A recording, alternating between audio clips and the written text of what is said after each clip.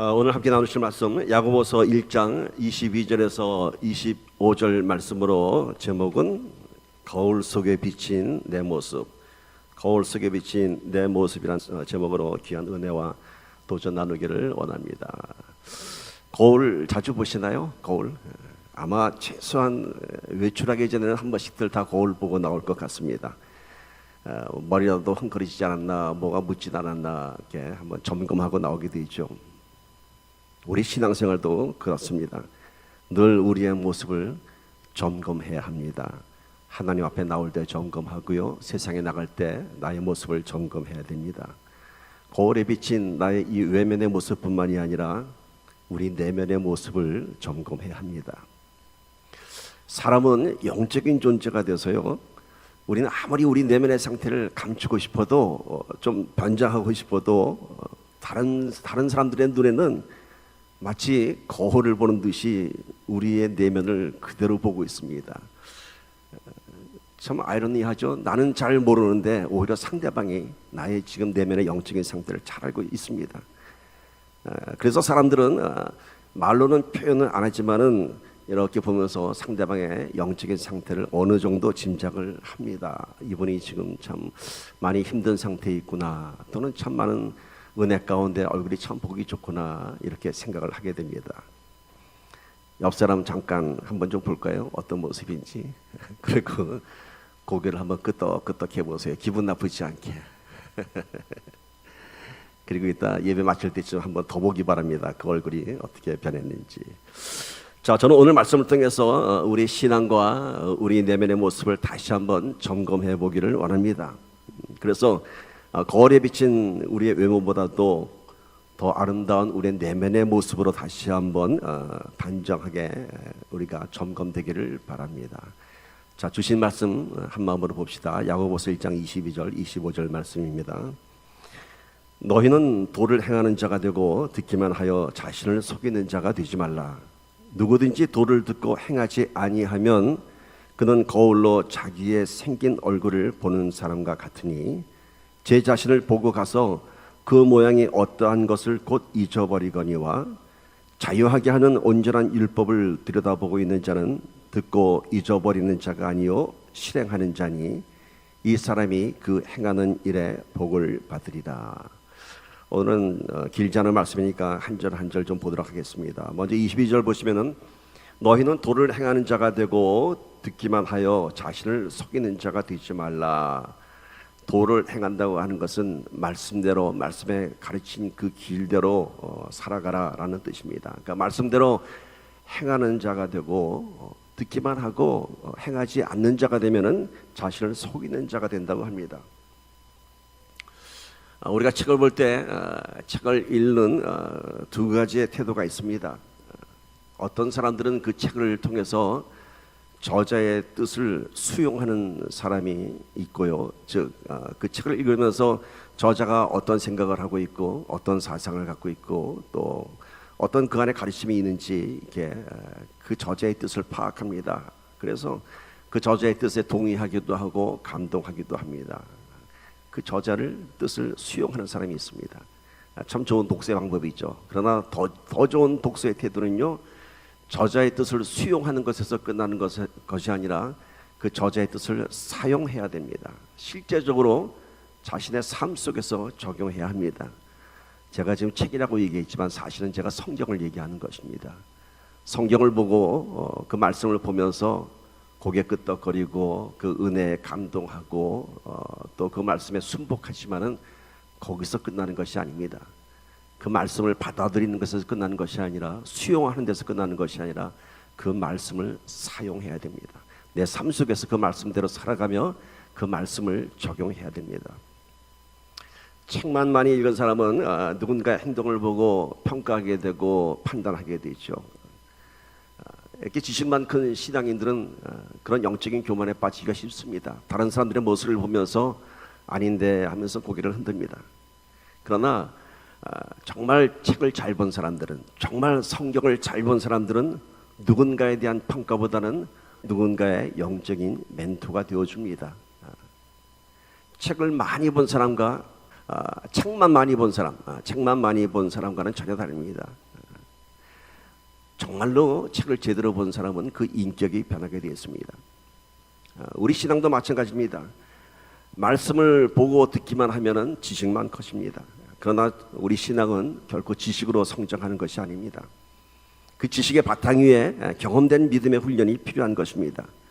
즉 말씀대로 살아가면서 내 인격과 영성이 다듬어져가고 성숙되어 가는 것입니다. 말씀대로 살아가는 것은 세상과의 많은 충돌과 갈등 속에서 자신의 내면을 깎아내고 다듬어가는 그런 영적인 성숙을 이루는 성화되어가는 과정입니다. 말씀대로 살아간다는 것이 정말 쉬운 일이라면 아마 누구든지 말씀대로 살아갈 것입니다. 그러나 말씀대로 살아가는 것이 쉽지 않습니다. 말씀대로 살아가기 위해서는요, 세상의 관습과 상식에 충돌하게 되고요, 지금까지 내가 중요하다고 생각하며 살아온 것들을 버리기도 해야 하고 포기도 해야 하고 또 지금까지 살아온 익숙한 삶의 모습과 내가 싸우기도 해야 합니다. 신앙생활의 시작은 결코 쉽게 시작하지 않습니다.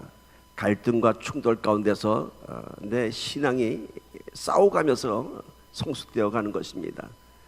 버려야 할 것들, 포기해야 할 것들, 또 세상에서 당연하다고 하는 것들을 신앙생활하면서는 그것을 구별해야 하는 그것이 바로 성도의 모습입니다. 언젠가 한번 얘기했죠. 제가 미켈란젤로의 아름다운 조각을 보면서 누가 물어봤습니다. 어떻게 이렇게 아름다운 조각을 만들어낼 수 있냐고. 그때 미켈란젤로가 이렇게 대답했습니다. 이 아름다운 조각의 형상은 원래 이 돌 안에 있었습니다. 나는 단지 불필요한 부분을, 거추장스러운 부분을 깎아냈을 뿐입니다 라고 얘기합니다. 그렇습니다. 우리가 신앙생활을 한다고 하는 것은, 신앙인으로서 아름답게 성숙되어 간다고 하는 것은 내 삶에 불필요한 부분들, 거룩하지 못한 것들을 깎아내는 것입니다. 지난 수요예배 때 5번째 주제에서 이런 것을 제가 나눴습니다. 성화의 과정에 대해서. 여러분들이 성화의 과정에 대해서 이렇게 얘기했습니다. 성화되어 간다고 하는 것은, 즉 신앙인으로서 성숙된 삶을 살아가는 것은 가치관의 변화가 있고 또 인격의 변화가 있고 사건에 대한 반응이 달라지고, 이렇게 각자의 경험을 얘기했습니다. 그렇습니다. 우리가 성숙한 신앙인이 된다고 하는 것은 가치관이 변해야 되고요, 인격이 변해지고 성품이 변해지고, 그리고 어떤 사건 속에서 그 대응하는 방법이 달라집니다. 사건을 평가하는 눈도 달라집니다.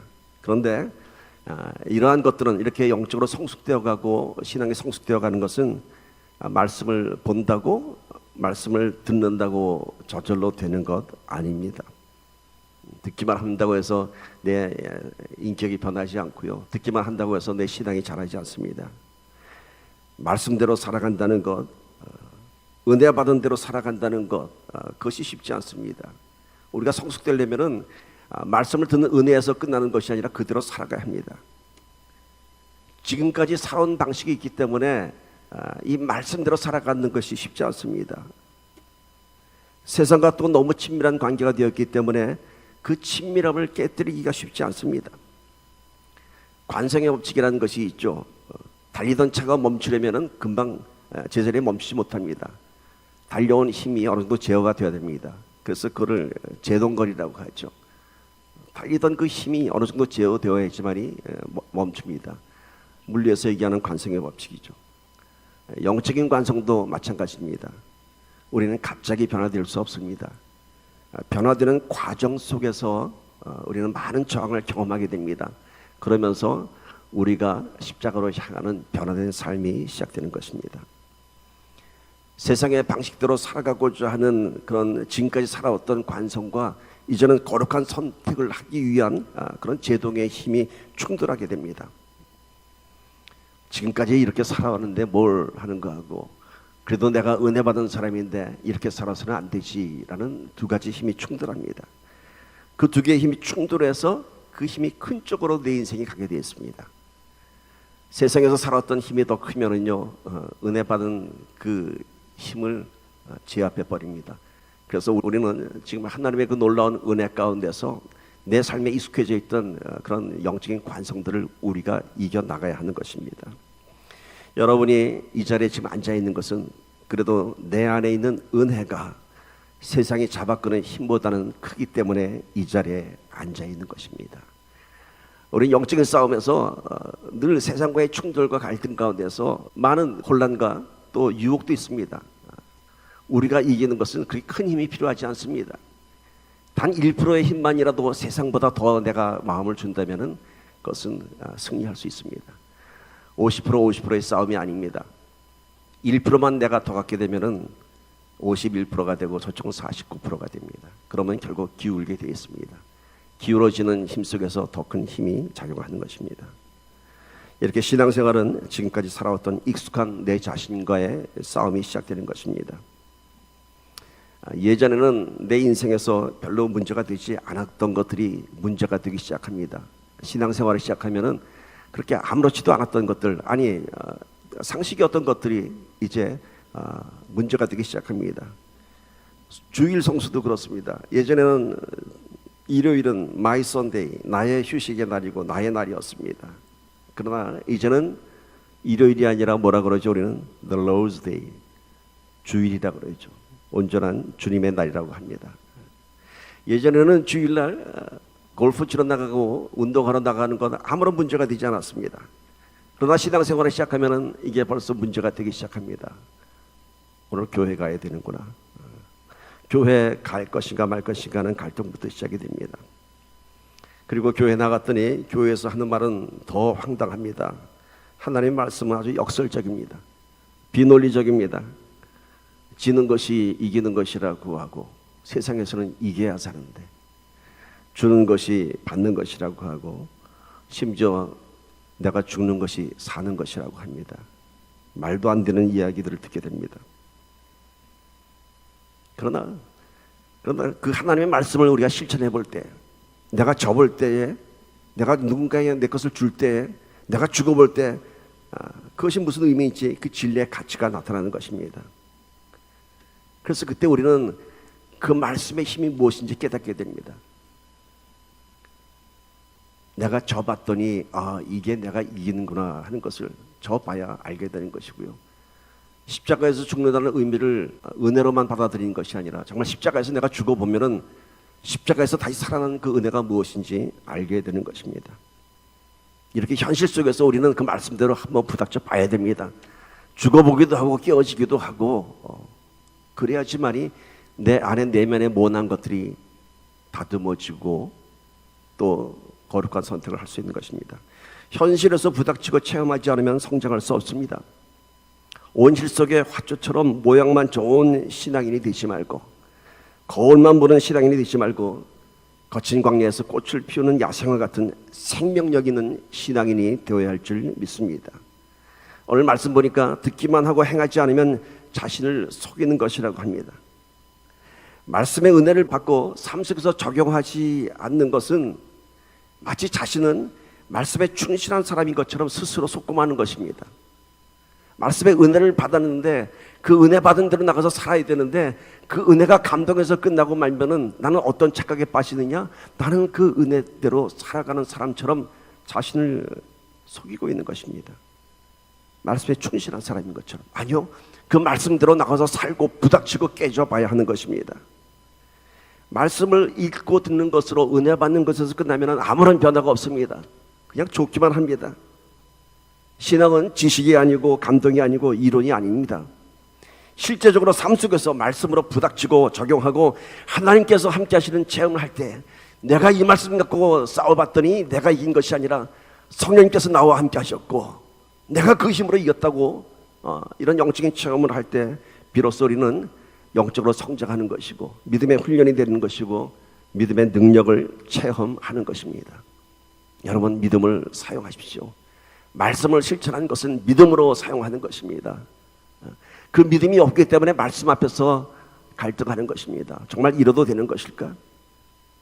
믿음은 크레딧 카드 같습니다. 여러분, 크레딧 카드 일단 쓰는 겁니다. 그리고 갚습니다. 우리가 쓰는 크레딧 카드는 우리가 갚아야 되지만은 믿음의 크레딧 카드는 내가 갚지 않습니다. 우리 하나님께서 갚아주십니다. 이 놀라운 영적인 비밀을 여러분 아십니까? 사인은 누구 사인하냐고요? The name of Jesus Christ입니다. 예수의 이름으로 믿음의 크레딧 카드를 사용하십시오. 그리고 그 날짜에 그 뉴데이에 우리 하나님께서 놀랍게 페이하실 것입니다. 요한복음 14장 13절 14절 보십시오. 너희가 내 이름으로 무엇을 구하든지 내 이름으로 by the name of Jesus Christ 내 이름으로 사인하라는 거예요. 무엇을 구하든지 내가 행하리니 이는 아버지로 하여금 아들로 말미암아 영광을 받으시게 하려 함이라. 내 이름으로 무엇이든지 내게 구하면 내가 행하리라. 이제 처음 신앙생활 하시는 분들은 이런 말씀 보면 좀 당황스러워합니다. 정말 그렇게 다 되나요? 정말 다 되나요? 또 어떤 분들은 그렇습니다. 저는 오랫동안 기도했는데 아직 뭐 아무것도 응답된 것 없는데요. 그렇죠. 그렇습니다. 하나님의 방법은 우리가 기대하는 것과는 전혀 다릅니다. 어떨 때는 정말 그 즉석에서 우리가 원하는 문제들을 해결해 주시지만은 어떨 때는 여전히 우리가 문제 가운데 있는 그런 어려운 상황임을 알 수 있습니다. 하나님의 응답은 결코 우리가 원하는 시간에 우리가 원하는 방법으로 역사하지 않으십니다. 그러나 중요한 한 가지 사실이 있습니다. 우리 눈에는 지금 하나님께서 아무것도 안 주신 것 같지만은 그 문제에 대해서 아무런 해결이 없는 것 같지만은 하나님은 이미 다 만들어 놓으시고 우리의 믿음을 기다리고 계십니다. 열왕기하 6장 17절에 보면 이런 말씀이 있습니다. 이런 사건이 있습니다. 기도하여 이르되 여호와여 원하건대 그의 눈을 열어서 보게 하옵소서 하니 여호와께서 그 청년의 눈을 여심해 그가 보니 불말과 불병거가 산에 가득하여 엘리사를 둘렀더라. 자, 이 말씀의 배경은 이렇습니다. 선지자 엘리사가 수많은 기사와 이적을 행합니다.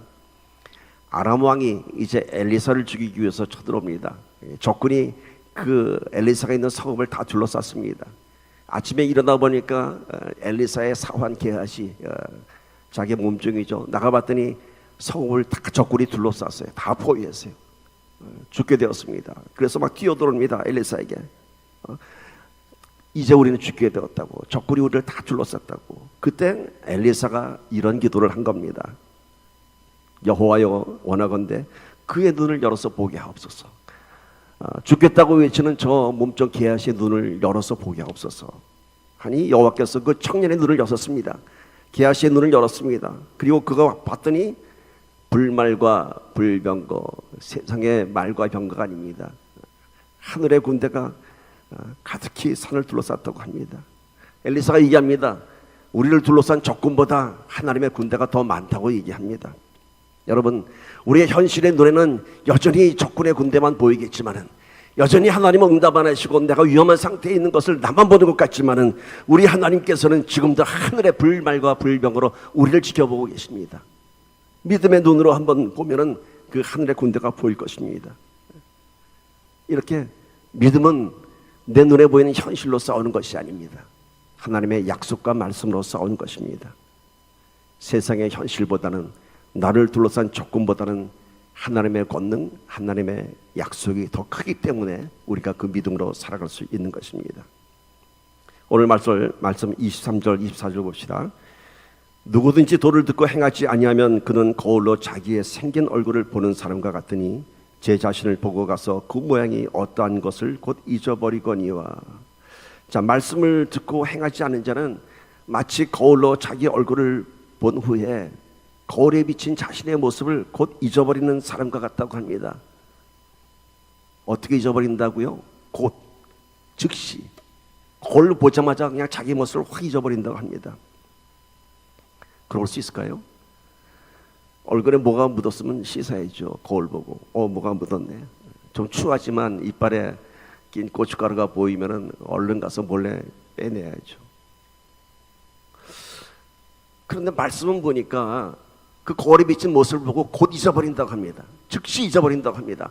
헝클어진 머리 보고 그냥 잊어버리고 이빨에 낀 고춧가루 보고 그냥 잊어버린다고 합니다. 이게 우리의 모습이라고 합니다. 말씀대로 살지 않은 사람들의 모습. 말씀대로 행하지 않는 자는 자기의 헝클어진 모습을 보고도 아무렇지도 않은 듯이, 아니 그냥 잊어버리고 만다고 합니다. 왜 그럴까요?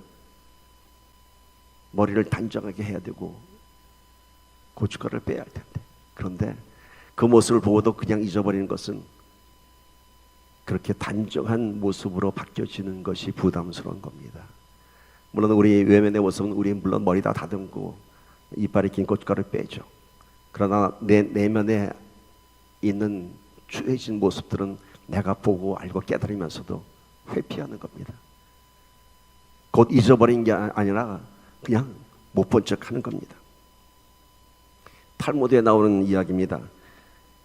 굴뚝 청소를 하러 두 사람이 들어갔습니다. 앞에 들어간 사람은 굴뚝에 검댕이를 다 묻혀서 나오는데 따라 들어간 사람은 다행히 아무것도 안 먹고 깨끗한 얼굴로 나왔습니다. 그 굴뚝에서 나온 두 사람이 얼굴이 한 사람은 검댕이가 묻고 한 사람은 깨끗한 얼굴로 나왔는데 누가 세수했는지 아세요, 여러분? 누가 세수했을까요? 우리 생각엔 당연히 검댕이 묻은 사람이 세수했을 것 같죠? 아니요. 얼굴 깨끗한 사람이 세수했다고 합니다. 왜? 상대방의 얼굴 보니까 검댕이가 묻었거든요. 검댕이 묻은 사람은 자기 받친 얼굴 보니까 깨끗하거든요. 그러니까 나도 깨끗할 줄 알고 안 씻고, 검댕이 묻은 얼굴 본 사람은 나도 묻었겠구나 하고 씻었다고 합니다. 오늘 우리가 거울을 보고도 왜 곧 잊어버릴까요? 자신의 모습을 잊어버리는 것이 아니라 자신의 더러워진 모습을 씻는 일이 너무 두렵고 부담스러운 것입니다. 포기하고 버려야 할 것이 너무 많습니다. 그래서 자신의 거짓된 모습, 추한 모습을 발견하고 인정하지만 곧 모른 척하고 다시 일상으로 돌아온 것입니다. 이 정도는 괜찮아 하고 자신 스스로를 속이는 것입니다. 여러분, 자동차 바디샵이나 건설 현장에서 일하시는 분들은 현장에서 작업복을 입고 일을 합니다. 결코 깨끗하지 않은 기름때가 묻은 옷을 입고 일을 합니다. 왜냐하면 깨끗한 옷은 작업하는데 방해가 되죠. 부담스럽죠. 우리 신앙생활도 그렇게 해야 되는 건가요? 교회 나올 때 옷 다르게 입고 나오고 세상에 나갈 때 입는 옷이 달라야 하는가요? 물론 저는 지금 옷을 얘기하는 것이 아닙니다. 우리 마음의 옷입니다. 교회 나올 때는 경건한 척하는 마음으로 나오고 세상에 나갈 때는 다시 세상적인 세속적인 마음으로 살아야 우리 인생이 편할까요? 여러분, 신앙인은 오히려 교회에 더럽혀진 옷을 입고 나왔다가 세상에 다시 깨끗한 옷을 입고 나가야 하는 것입니다. 사이클이 다릅니다. 세상에서 더럽혀진 모습 그대로 나왔다가 이 안에서 정결함을 받고 깨끗한 옷을 입고 나가는 것입니다. 우리가 말씀대로 산다고 하지만은요, 세상에서 살다 보면은 우리의 내면이 다시 더럽혀지고 상처나고 망가지게 되어 있습니다. 우리 영적인 충만함은 세상에 살다 보면은 세상의 상식과 관습과 여러 가지 문제들로 인해서 자꾸 소멸되게 되어 있습니다. 그래서 예배 자리에 오는 우리들은 오늘 비록 옷은 깨끗하게 입고 왔지만은 우리의 내면은 어쩌면 더럽혀지고 세상에 지쳐 있고 상처 입은 영혼이 되어서 나오지 않았는지 모르겠습니다. 부끄러워하지 마십시오. 하나님께서는 이런 우리의 모습을 받으십니다. 하나님께서 원하시는 예배자의 모습이 바로 이런 것입니다. 나는 정결하다고, 나는 깨끗하다고 이렇게 앉아있는 모습이 아니라 하나님, 나는 망가졌습니다. 하나님, 나는 정말 지쳤습니다. 이렇게 고백하는 예배자들을 하나님께서는 기다리십니다. 시편 51편 17절 말씀 보세요. 하나님께서 구하시는 제사는 상한 심령이라 하나님이여 상하고 통회하는 마음을 주께서 멸시하지 아니하시리이다. 하나님께서 원하시는 예배는 상한 심령들이 나와서 여기서 다시 회복되기를 원하는 것입니다. 결코 아무렇지도 않은 척 깨끗한 척하고 나왔다가 또 자신을 속이고 가는 것이 아니라 망가진 심령 그대로 나와서 다시 살아서 나가는 것입니다. 그래서 영성학자 헬린 나우에는 진정한 성도의 모습을 상처 입은 치유자라고 합니다. 세상에서 상처 입은 자들, 그리고 하나님 안에서 치유받은 자. 그런데 치유에서 끝나지 않습니다. 그렇게 상처 입은 치유자가 그 상처를 치유받은 그런 성도들이 나가서 세상에서 누군가를 또 치유할 수 있는 것입니다.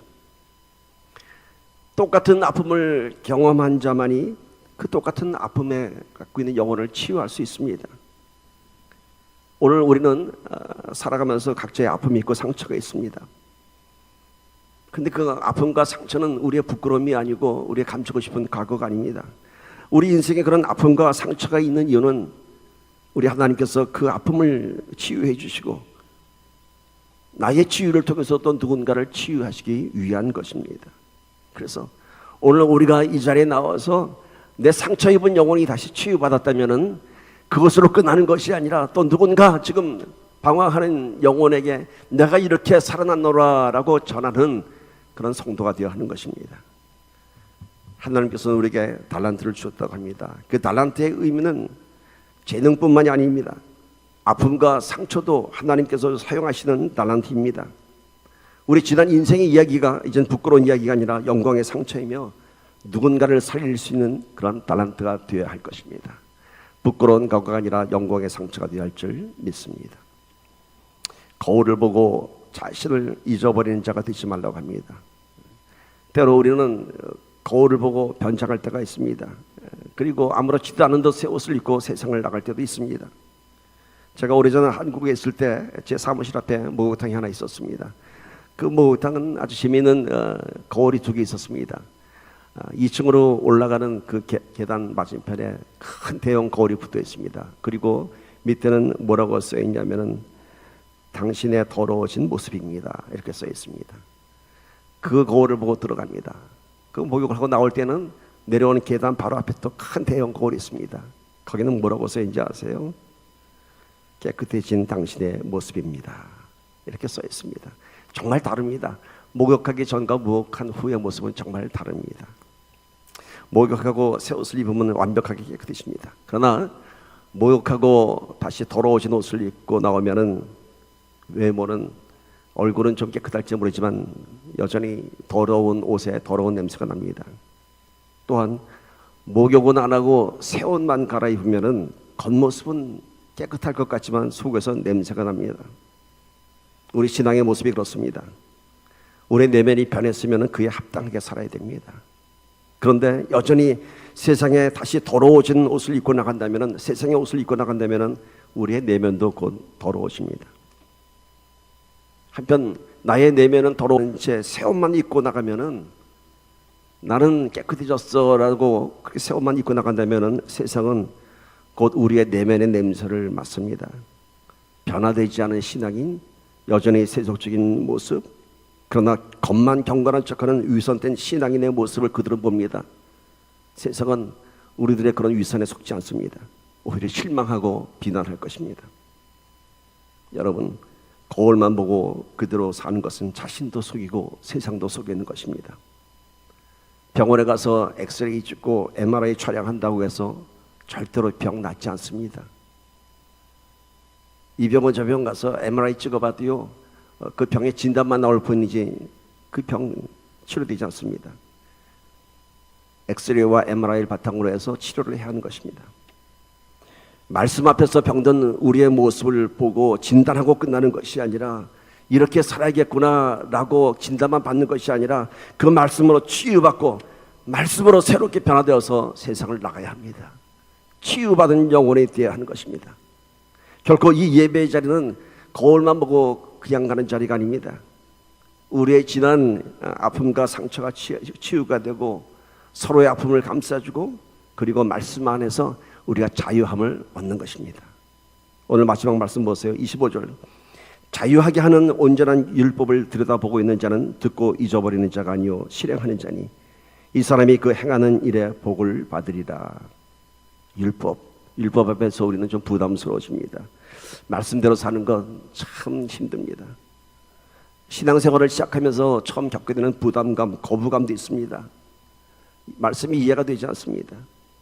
그리고 신앙생활을 한다는 것은 마치 내 인생의 모든 자유와 쾌락을 다 포기해야 하는 것 같습니다. 내 인생 다 포기하는 것 같습니다. 왜 주일날 나는 골프를 치러 갈 수가 없을까? 왜 나는 남들처럼 인생을 좀 엔조이 할 수 없을까? 꼭 그렇게 신앙생활을 할 것인가? 제가 아는 아주 유명한 목사님은 그런 얘기 하시더라고요. 예전에 은혜 받기 이전에 다른 그 교회 가는 사람들 모습을 보면은 성경책 들고 가는 모습을 보면은 마치 장례식에 가는 사람들이 연상이 되었고 흑백 영화가 생각이 났다고 합니다. 우울해지고 마음이 어두웠다고 합니다. 왜 그럴까요? 신앙생활에 그 부담이 먼저 찾아오는 것입니다. 저도 전도사가 되는 순간은 많은 친구들이 제가 전도사 되는 과정을 보면서 매우 안타까워했습니다. 왜 안타까워했을까요? 정말 좋은 술 친구 하나 잃었다고 아주 안타까워했습니다. 세상 친구뿐이 아니었습니다. 함께 찬양하던 어느 집사님은 제가 전도사 임명받으니까 저를 아주 불쌍한 눈초리로 보면서 이제 다시 돌아오지 못할 다리를 건너셨군요 라고 하면서 참 안 됐다는 듯이 그렇게 보고 있습니다. 집사 때까지는 그래도 얼마든지 세상의 사람들과 어울릴 수 있었는데 전도사가 되고 나니까 모든 세상으로부터 단절이 시작되었습니다. 그러나 저는 알고 있었습니다. 물론 전도사 되기 이전에 1년간 심한 갈등이 있었습니다. 정말 내가 주의 종으로 가야 하는 것인가라는 심한 영적인 투쟁이 있었습니다. 그러나 제가 주님의 부르심 앞에 정말 두 손 들고 나왔을 때 그때는 제 마음속에 오는 것이 내 인생을 포기하는 것이 아니라 사랑하는 친구들로부터의 단절이 아니라 세상의 기쁨과 쾌락으로부터의 단절이 아니라 오히려 세상으로부터의 자유로움이었습니다. 내가 주도해야 했던 인생이 이제는 주께서 내 인생을 주관하는 놀라운 시대가 시작되었습니다. 이것은 정말 경험한 자만이 알고 있습니다. 내 인생의 모든 염려와 근심과 무거운 짐이 이제는 내 것이 아니라 내 인생을 책임져 주는 주님의 것이 되었습니다. 믿음의 배짱이 생겼고요. 그 믿음대로 지금까지 살아왔습니다. 그리고 지금 많은 친구들이 지금 여전히 한국에서 제 모습을 궁금해하고 있습니다. 지난번에 어떤 제 친구가 그럽니다. 제 목사가 그래도 제일 성공한 것 같아. 믿음대로 살아가는 그 모습이 인생의 성공이라고 그 친구는 그렇게 얘기를 해주더라고요. 참 많은 위로가 되었습니다. 우리 주님은 늘 저한테 이렇게 얘기하셨습니다. 이제는 내가 너와 함께하리라. 내가 너와 함께하리라. 그리고 내가 너를 쉬게 하리라. 하나님이 내 아버지가 되었습니다. 오늘 말씀에서 율법에 대한 정의를 언급하고 있습니다. 자유케 하는 율법입니다. 구속하는 율법이 아니라, 정죄하는 율법이 아니라, 우리를 세상과 단절케 하는 율법이 아니라 오히려 세상으로부터 자유케 하는 율법이라고 합니다. 무엇으로부터의 자유함인가요? 나를 붙잡고 있던 세상의 모든 짐들로부터의 자유함입니다. 요한복음 8장 32절 보세요. 진리를 알지니 진리가 너희를 자유롭게 하리라. 예수님께서는 내가 곧 길이요 진리요 생명이라고 말씀하셨습니다. 예수를 알게 되면 예수가 너희를 자유롭게 하리라. 참된 신앙에는 삶 속에 평강이 있습니다. 죄로부터의 자유함, 근심, 걱정, 두려움으로부터의 자유함. 신앙은 현실로부터의 도피가 아닙니다. 그냥 주께서 다 책임져 주겠지 하는 이런 무책임한 것이 아닙니다. 실제적으로 평강과 자유함을 경험하게 되는 것입니다. 이것이 신앙의 능력입니다. 여러분, 거울에 비친 내 모습을 보고 그대로 외출하는 사람 없습니다. 모습을 단정히 하고 나설 때 그 마음이 자유로워지고 사람들과의 만남이 편해지는 것입니다. 우리 신앙도 마찬가지입니다. 말씀에 비친 내 모습을 보고 말씀으로 내 내면의 모습이 치유되고 회복될 때에 그때 우리 신앙의 자유함이 있으며 주님을 기쁘게 하는 신앙인이 될 것입니다. 말씀대로 사는 것은 나의 소중한 것들을 상실하는 것이 아니라 오히려 값어치 없는 것들로 분주하게 살던 우리의 삶이 이제는 값어치 있는 것들로 충만케 하고 자유케 되는 것입니다. 썩어지고 없어질 것들을 위해서 살던 내 인생이 이제는 영원한 것, 세상과 구별되는 거룩한 것을 위해서 살아가는 주님의 자녀가 되는 것입니다. 오늘 마지막 말씀 1장 15절 함께 읽으면서 말씀 마칩니다. 자유케 하는 율법을 들여다보고 있는 자는 듣고 잊어버리는 자가 아니요 실행하는 자니 이 사람이 그 행하는 일에 복을 받으리라. 여러분, 복을 받으리라고 합니다.